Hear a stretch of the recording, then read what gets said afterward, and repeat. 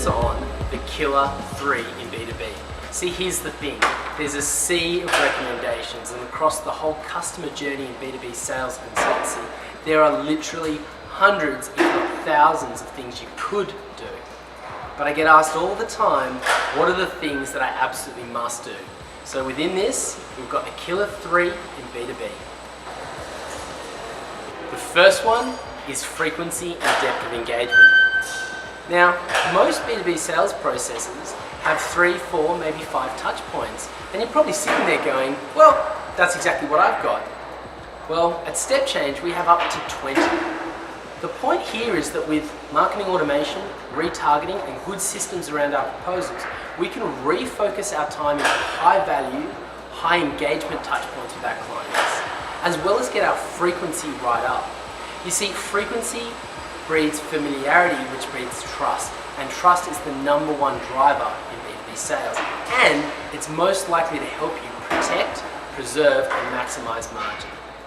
So here's the thing, rather than thinking about the proposal presentation or the quote presentation as the key touch point and then bombarding them with an hour of stuff, ask yourself, how can I split down that presentation journey across the whole journey? So deliver a case study here, check in with them after the scoping meeting and put a few sales messages in there.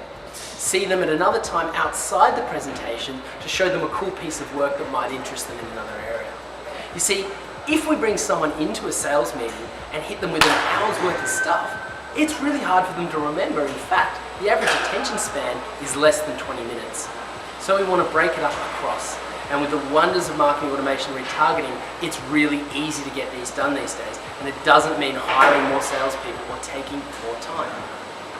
The second one is depth of relationship. Now, we meet a key stakeholder and we think they're making the decision, but the reality is the average business decision has 3 stakeholders, or at least that many influencers. So we've got to know them too, because if we've been told the problem is A, we need to make sure that for the other stakeholders, they have an agreement on that issue. So the second tip there is to make sure that when we're working in B2B sales, we understand the decision-making landscape, what person A needs, person B needs, person C needs, and frame our presentation, our touch points, and our levels of frequency to get coverage across all 3.